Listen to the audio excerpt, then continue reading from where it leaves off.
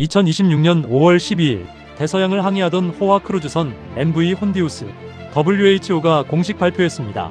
사망자 3명, 확진자 9명.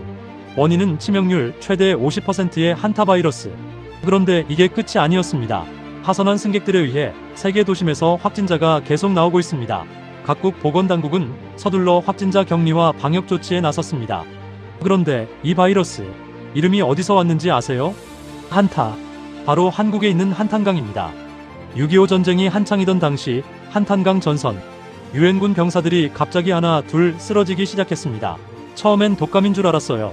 불덩이 같은 고열이 왔다가 갑자기 사라졌습니다. 병사들은 회복되는 줄 알고 안도했습니다. 그런데 달랐습니다. 열이 내린 직후 비극이 시작되었습니다. 갑자기 심장이 멈췄고 혈압이 걷잡을 수 없이 떨어졌으며 몸 안에서 출혈이 일어났습니다. 손쓸 새도 없이 죽었습니다. 무려 3,000명 이상이 쓰러졌어요. 미 국방부는 패닉에 빠졌습니다. 미국은 소련이 살포한 생화학 아닐까 의심했습니다. 하지만 증거가 없었습니다. 바이러스인지 세균인지 공기로 퍼지는지도 몰랐습니다. 원인을 못 찾은 채 전쟁이 끝났습니다. 그리고 의학계는 이 괴질의 이름 하나만 남겼습니다. 한국형 출혈열. 전쟁이 끝난 뒤에도 이 병은 의학계의 미스터리로 남았습니다. 미국과 소련의 내로라는 의학자들과 석학들이 정체를 풀기 위해 달려들었지만 실패했습니다. 20여 년이 지난 1976년 한국의 고려대학교 이호왕 박사가 직접 한탄강 유역으로 나갔습니다. 그에게는 단서가 하나 있었습니다. 환자들의 공통점은 발병 직전에 모두 들판에 있었다는 것입니다. 그는 쥐를 의심했습니다. 한탄강 유역에서 등줄쥐를 잡기 시작했습니다. 한 마리씩 폐 조직을 꺼내 검사했습니다. 그리고 마침내 현미경 속에서 정체불명의 바이러스가 모습을 드러냈습니다. 미국도 소련도 20년간 못 찾은 것을 한국 의사가 찾아낸 겁니다. 이호왕 박사는 이 바이러스에 이름을 붙였습니다. 발견지인 한탄강의 이름을 따서 한탄바이러스. 그런데 더 놀라운 일이 벌어집니다. 세계 곳곳에서 발견되던 정체불명의 출혈열 바이러스들이 전부 같은 계통이라는 사실이 밝혀진 겁니다. 그리고 의학계는 이 거대한 바이러스 가족 전체를 이 이름으로 부르게 됩니다. 한타바이러스. 그런데 이상한 점이 하나 있습니다.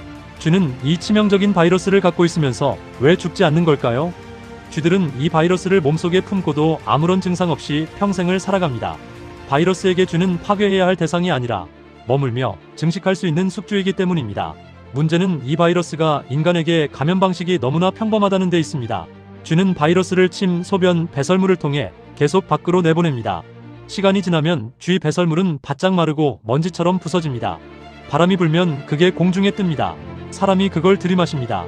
논에서 일하다가 산을 오르다가 텃밭에서 김을 매다가 그 먼지 속에 섞여있던 바이러스가 폐 깊숙한 곳으로 스며들며 혈관을 타고 온몸으로 퍼지기 시작합니다. 실제로 많은 환자들이 난 아무것도 안 했다고 말했습니다. 가장 본능적인 행위인 호흡이 감염의 시작점이 되는 것입니다. 이호왕 박사의 발견 이후 의학계가 과거 기록을 뒤지기 시작했습니다. 놀라운 사실이 드러났습니다. 러시아와 핀란드에서 숲에 다녀온 사람들에게 생기는 신장병, 수천 년 전 중국의 농경지에서 기록된 열병, 중세 유럽 전장에서 야영하던 군인들에게 발생한 열병, 상당 부분이 쥐를 통한 감염이었습니다. 이 비극들은 저마다 다른 이름으로 불렸고 전부 원인을 몰랐습니다. 그런데 그 정체불명의 병들이 사실은 모두 같은 가족이었습니다. 모두 한타바이러스였던 겁니다. 이호왕 박사가 발견한 한타바이러스는 그 거대한 바이러스 가족의 시작점이었습니다. 하지만 발견은 거기서 끝나지 않았습니다. 이호왕 박사는 계속 쥐를 잡았습니다. 이번엔 서울 서대문구 도심의 집쥐에서 새로운 바이러스를 찾아냈습니다. 이름은 서울바이러스. 이 바이러스가 무서운 이유가 있습니다. 들판의 쥐와 달리 도심의 집쥐는 인간의 문명을 타고 움직이기 때문입니다. 창고, 시장 골목, 화물선과 여객선에 숨어들어 아득한 대양을 건넜습니다. 그 결과 지금 이 순간에도 전 세계 항구 어디에나 서울바이러스가 퍼져 있습니다. 1993년 미국 뉴멕시코 사막에서 건강했던 젊은이들이 갑자기 숨을 쉬지 못하고 쓰러졌습니다. 범인은 사슴쥐였습니다. 그 몸속에서는 이전과는 다른 새로운 변종 바이러스가 발견됐습니다. 신놈불의 바이러스. 이 바이러스는 폐를 공격했습니다. 치사율 30% 이상. 이 변종 역시 한타바이러스 가족의 일원이었습니다. 지금도 세계 곳곳에서는 새로운 한타바이러스들이 계속 발견되고 있습니다. 혼디우스5의 승객들은 마침내 배에서 내려 보호복을 입은 채 각국으로 흩어지고 있습니다. 6.25 전쟁 당시 한탄강에서 병사들을 죽였던 바이러스는 75년이 지난 지금도 여전히 사람들을 공포에 빠뜨리고 있습니다. 지금 이 순간에도 쥐들은 우리 곁 어딘가를 지나가고 있습니다.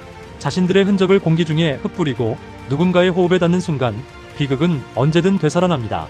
계절은 다시 돌아와 찬란한 5월입니다. 나들이를 떠나기 전 혹은 무심코 풀밭에 몸을 뉘기 전 한 번쯤은 기억해 보십시오. 보이지 않는 적은 평화로운 일상의 숨결 속에 숨어 있을지도 모릅니다. 이야기 발굴이었습니다.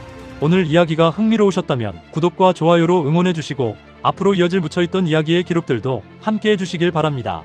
감사합니다.